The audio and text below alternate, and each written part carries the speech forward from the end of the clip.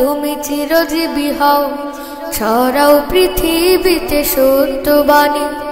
প্রিয় মিল্লাত তুমি চিরজীবী হও, ছড়াও পৃথিবীতে সত্যবাণী। তুমি দিয়েছ মোদের এই জ্ঞানের আলো, দিয়েছ মোদের এই জ্ঞানের আলো, করেছ আমাদের চিরঋণী। প্রিয় মিল্লাত তুমি চিরজীবী হও, ছড়াও পৃথিবীতে সত্যবাণী। প্রিয় মিল্লাত তুমি চিরজীবী হও, ছড়াও পৃথিবীতে সত্যবাণী। যুগ যুগ ধরে তোমার দ্বারে হাজারো নবীকে সে করেছে। আলহামদুলিল্লাহি আহলিহি ওয়া সালাতু লি আহলিহা আম্মা বা'দ। ফাউযু বিল্লাহি মিনাশ শাইতানির রাজীম। বিসমিল্লাহির রহমানির রহিম। তাআওয়ানু আলাল বিররি ওয়াত তাকওয়া ওয়া লা তাআওয়ানু আলাল ইসমি ওয়াল উদওয়ান। সাদাকাল্লাহুল মাওলানাল আযীম। ওয়া ক্বালা আন-নাবিয়্যু সাল্লাল্লাহু আলাইহি ওয়া আলিহি ওয়া সাল্লাম আতে কুল্লা যী হাক্কিন হাক্কাহু। সাদাকাল্লাহুন নবিয়ুল কারীম। আল্লাহ রাব্বুল আলামিনের কাছে অযুত শুকরিয়া যে আল্লাহ সুবহানাহু ওয়া তাআলা আজকে আমাদেরকে একটি মোবারক মজলিসে আসার তৌফিক এনায়েত করলেন। আমরা সবাই শুকরিয়া তান বলি আলহামদুলিল্লাহ। আজকের এই সমাবেশ আয়োজন করার জন্যে, অনুষ্ঠান আয়োজন করার জন্যে তামিরুল মিল্লাত কামিল মাদ্রাসার ছাত্র সংসদ টাকসুকে আন্তরিক মোবারকবাদ জানাই, এমন একটি সুন্দর আয়োজন উপহার দেওয়ার জন্যে। আজকের এই অনুষ্ঠানে সর্বপ্রথম স্মরণ করছি ও সমস্ত দিনের গর্বিত সৈনিকদেরকে, ওলামায়ে কেরামদেরকে, যারা দিনের পর দিন পরিশ্রম করে ক্ষুদ্র থেকে ক্ষুদ্র অবস্থা থেকে আজকে এই মহিরুহ আকারে তামিরুল মিল্লাতকে আমাদের জন্য উপহার দিয়ে গিয়েছেন।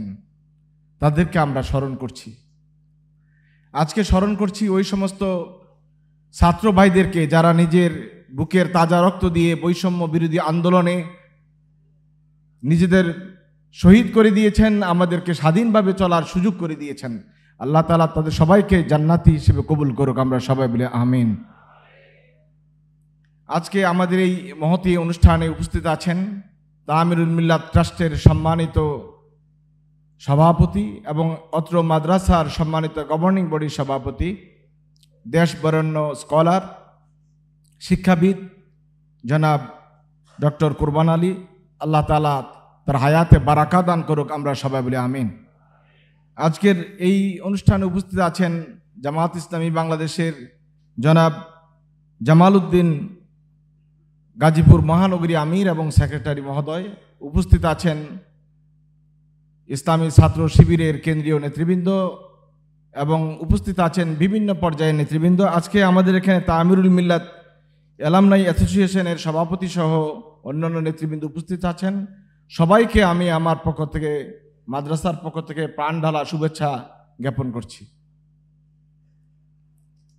আজকে আমি আনন্দিত এবং আবেগ আপ্লুত যে আল্লাহ তাবারক তাআলা আমার মতো একটি ক্ষুদ্র মানুষকে এত বড় একটি প্রতিষ্ঠানের দায়িত্ব নেওয়ার সুযোগ করে দিয়েছেন, এজন্য আল্লাহ তাআলার দরবারে শুকরিয়া জ্ঞাপন করছি। আমি আপনাদের সবার সহযোগিতা চাই। ছাত্র, শিক্ষক, অভিভাবক, গভর্নিং বডির সদস্য, আমাদের শুভাকাঙ্ক্ষী সুরিদ সবাই আমাকে সহযোগিতা করবেন, সাহায্য করবেন, বুদ্ধি দিবেন, পরামর্শ দিবেন। এই প্রতিষ্ঠানটি যেহেতু দীর্ঘ সময় ধরে এখানে অধ্যক্ষ ছিলেন না, আমাদের এই অধ্যক্ষ ছিলেন না, এই অভাবটুকু কিন্তু আমাদের সুযোগ্য শিক্ষকরা বুঝতে দেননি। এটা প্রমাণ হলো এই প্রতিষ্ঠানের ফলাফল, প্রতিষ্ঠানের সুনাম, এবং শুধু দেশ নয়, দেশের বাইরেও এই প্রতিষ্ঠানের সুনাম এটাই প্রমাণ করে যে আমাদের শিক্ষক মণ্ডলী সুযোগ্য, এবং তারা একটি ভাইটাল পোস্টে লোক না থাকার পরেও তারা সমানভাবে নিজেদের যোগ্যতাকে প্রদর্শন করেছেন এবং তাদের দায়িত্ব সমানভাবে পালন করেছেন। এজন্য সম্মানিত শিক্ষক মণ্ডলীদের শুকরিয়া জ্ঞাপন করছি যে আপনারা আপনাদের ক্ষমতার যতটুকু ছিল ততটুকু দিয়ে প্রতিষ্ঠানকে আগলে রেখেছেন। কারণ বিগত সময়গুলো মসৃণ ছিল না। এই অবস্থায় নিজেদের অস্তিত্ব টিকিয়ে রাখার যেখানে দুষ্কর ছিল, কষ্টকর ছিল, সেখানে আপনারা শুধু অস্তিত্ব টিকিয়ে রাখেন নাই, বরং প্রতিষ্ঠানের গুণগত মান উন্নয়ন করেছেন। এজন্য আমার পক্ষ থেকে শ্রদ্ধেয় শিক্ষক মণ্ডলীকে আমি আন্তরিক মোবারকবাদ, শুভেচ্ছা জ্ঞাপন করছি। যখন তামিরুল মিল্লাত মাদ্রাসার অধ্যক্ষ পদের বিজ্ঞপ্তি পত্রিকায় দেখলাম, তখন আমি একটি দুদুল্যমান অবস্থায় ছিলাম, দরখাস্ত করব কি করব না। বেশ কয়েকদিন চলে গেছে। তারপর আমি আল্লাহকে বললাম, যদি এই প্রতিষ্ঠানটা আমাকে দিয়ে কোনো খেদমত নেওয়ার সুযোগ থাকে, আল্লাহ তাআলা যদি এটা পছন্দ হয়, তাহলে যেন আল্লাহ তাআলা কবুল করেন। এবং এরপরেই আমি এখানে দরখাস্ত করেছি। এবং আল্লাহ তাআলার কাছে যে কমিটমেন্টটা আমার আছে, এই কমিটমেন্টটা যেন আমি পরিপূর্ণভাবে পালন করতে পারি, এই জন্য আপনাদের সহযোগিতা কামনা করি। আমি অনেক কিছু শুনেছি, অনেক কিছু জেনেছি, এবং আরও জানবো ইনশাল্লাহ। তবে আমি কোরআনের একটি আয়াত, একটি হাদিস পড়েছি, আপনারা হয়তো খেয়াল করেছেন। আল্লাহ তাআলা বলছেন, তাআওয়ানু আলাল বিররি ওয়াত তাকওয়া, ন্যায় এবং খোদাভীরুতার পথে আমরা পরস্পরকে সহযোগিতা করব। অন্যায় কাজে আমরা কেউ কাউকে সহযোগিতা করব না। ওয়ালা তাআওয়ানু আলাল ইসমি ওয়াল উদওয়ান। তাহলে এই যে একটা নীতিমালা আল্লাহ তাআলা বলে দিয়েছেন একজন মুমিনের জন্য, যে নীতিমালা, এটা তো কোনো ব্যক্তির জন্য, কোনো কাজ গোষ্ঠীর জন্য, গোত্রের জন্য, অঞ্চলের জন্য আল্লাহ তাআলা নির্ধারণ করে দেননি। আপনি যতক্ষণ পর্যন্ত তাকওয়ার উপর থাকবেন, বীর তাকওয়ার উপর থাকবেন, ততক্ষণ পর্যন্ত ইনশাআল্লাহ আমাকে সাথে পাবেন। আর আল্লাহ রাসূল সাল্লাল্লাহু আলাইহি ওয়াসাল্লাম বলছেন, আতে কুল্লা জি হাক্কিন হাক্কাহু। আমি শুনেছি আপনারা অনেক বৈষম্যের শিকার হয়েছেন। এই হাদিসের যা আছে তাই পাবেন ইনশাআল্লাহ। আপনার হক আপনি দিবেন। আতে কুল্লা জি হাক্কিন হাক্কাহু। সেখানে কে আপনাকে বাধা দিবে, কেন বাধা দিবে, কেন আপনি সুবিধা বঞ্চিত হবেন, আমরা এই বিষয়গুলি ইনশাআল্লাহ নজরে আনব। এবং আমরা যে সুযোগ্য পরিচালক পেয়েছি, আমাদের গভর্নিং বডির সম্মানিত সভাপতি এবং আমাদের যারা সুরিদ আছে, সবাই শুভাকাঙ্ক্ষী। এখন এই পর্যন্ত আমি যা শুনেছি, যা দেখেছি, কেউ তো মাদ্রাসার অকল্যাণ চান না। সুতরাং অকল্যাণ হবে কেন? আমরা সবাই একটি টিম ওয়ার্ক করব।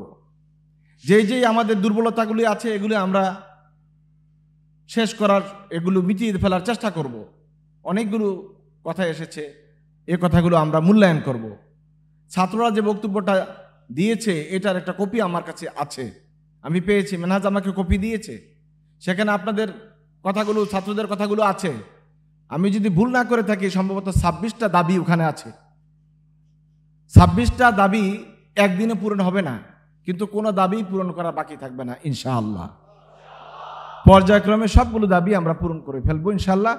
যেহেতু আমাদের সুযোগ্য অভিভাবক আছেন, আমাদের সুযোগ্য শিক্ষক মণ্ডলী আছেন, আর মেধাবী ছাত্ররা আছে, তাহলে আমরা পিছিয়ে পড়বো কেন? পিছিয়ে পড়ার কোনো কারণ নাই। আল্লাহর উপর ভরসা করে যেটা যত দ্রুত করা সম্ভব আমরা সেটাই করব।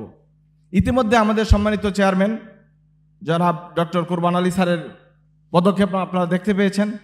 ছাত্র দাবি করেছিল প্রতিষ্ঠানে দ্রুততম সময়ে একজন অধ্যক্ষ নিয়োগের জন্য। এটা আমি দেখেছি 1 নম্বর দাবি। 1 নম্বর দাবিটা আমার মনে হয় স্যার খুব দ্রুত ছাত্রদের দাবি পূরণ করেছেন, ঠিক কিনা? তাহলে এটা যদি স্যার এত কম সময়ে পারেন বাকি দাবিগুলো ইনশাল্লাহ উনি পারবেন। আমরা সবাই ওনার সাথে আছি, ওনাকে সহযোগিতা করব।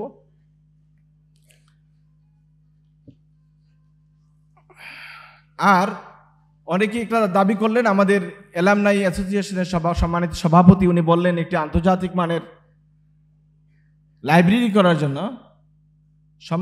24 তারিখে আমি এসেছিলাম আমার নিয়োগপত্রটা নেয়ার জন্যে।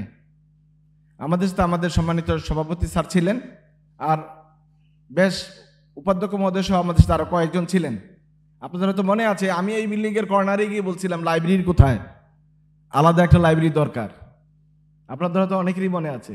তখন কিন্তু আপনারা কেউ দাবি করেন নাই, কারণ আমি একটা লাইব্রেরি দেখতে চাই এবং এটা আমার পড়ার একটা অভ্যাস আছে আমার, এবং আমি সবসময় পড়ার মধ্যেই থাকি। যদি আমার সাথে আর কিছুদিন থাকেন ইনশাল্লাহ, তাহলে দেখবেন আমি অফিসের মধ্যেও আমার কিতাব খোলা থাকে। এটা আমার দীর্ঘদিনের অভ্যাস। আমি অফিসের কাজ করি, ফাঁকে আমার কিতাবটা আমি খুলে পড়ি। আমি একটি লাইব্রেরি দেখতে চাই ভালো মানের। আপনাদের সহযোগিতায় আমি আশা করি আমাদের এলএমনাই অ্যাসোসিয়েশনের সভাপতি সহ শরীর যারা আছেন সবাই আমাদেরকে সহযোগিতা করবেন ইনশাআল্লাহ। আরেকটা দাবি উঠেছে আমরা যেন আমাদের ছাত্রদের জন্য ল্যাবের ব্যবস্থা করি। এটা আসলে দাবির বিষয় না, এটা হলো চাহিদা, সময়ের চাহিদা।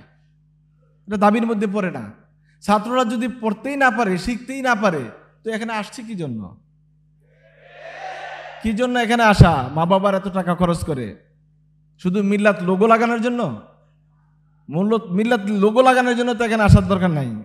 মিল্লাত থেকে কিছু নেওয়ার জন্য ওরা এসেছে। আমাদের সবটুকু দিয়ে আমরা চেষ্টা করব ছাত্রদের এই যৌক্তিক দাবিগুলোকে দ্রুততম সময়ে পূরণ করার জন্য ইনশাআল্লাহ। আমাকে বলা হয়েছিল যে কিছু নসিহা করার জন্য, আসলে নসিহা করার পরিবেশ এটা না। আমি অন্য কোনো সময়ে বসবো, এবং আমি মনে করি যেহেতু এখানে ছাত্র সংখ্যা অনেক বেশি, আমরা ক্লাস ওয়াইজ বা সেকশন ওয়াইজ আমাদেরকে নসিহা করা উচিত, মোটিভেশন করা উচিত। আর এইভাবে গড়ে একটা হল রুমে, অডিটোরিয়ামে বিভিন্ন শ্রেণীর ছাত্রদেরকে একসাথে বসে একরকম মোটিভেশন করা যাবে না। সেই চিন্তা থেকে আমি মনে করি যে এটা আমরা সময়ে সময়ে ধাপে ধাপে একটা রুটিন করে আমরা এই কাজটা করতে চাই। তাহলে আমরা মনে হয় সফলতা লাভ করতে পারবো ইনশাআল্লাহ। আর আজকের 1 নম্বর নসিহা হলো যে হাততালি দেওয়া হয়েছে এটা আর হবে না।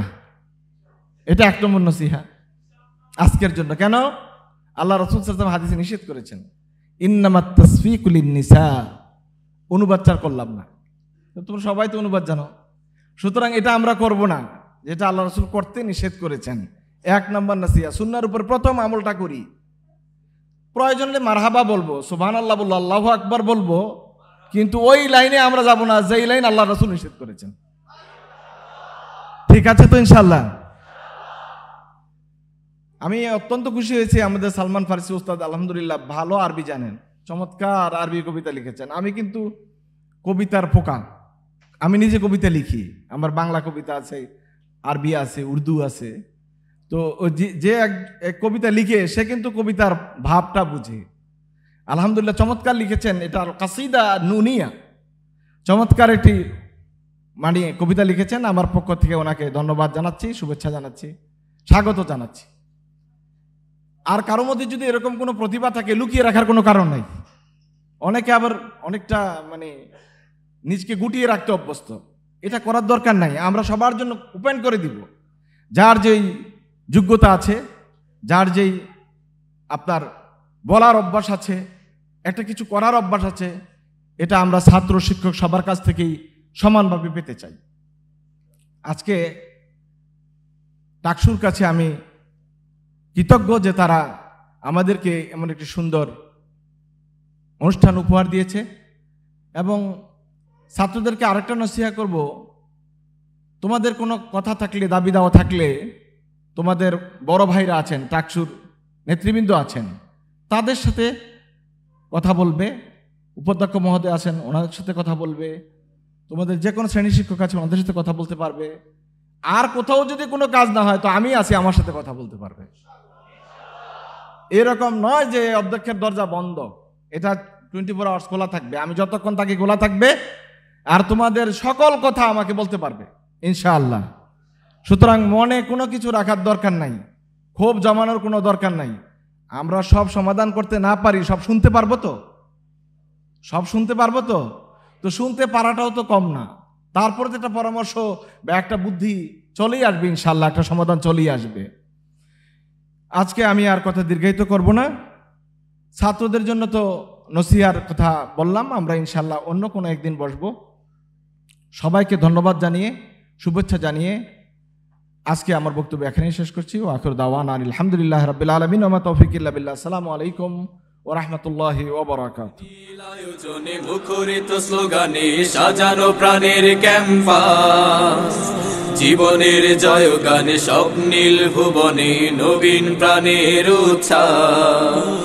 বর্ণিল আয়োজনে মুখরিত স্লোগানে সাজানো প্রাণের ক্যাম্পাস, জীবনের জয়গানে স্বপ্নীল ভুবনে নবীন প্রাণের উচ্ছ্বাস। পৃথিবীর আধার কেটে সত্য প্রদীপ জেলে সাম্যের গান মোরা গাইব। পৃথিবীর আধার কেটে সত্য প্রদীপ জেলে সাম্যের গান মোরা গাইব।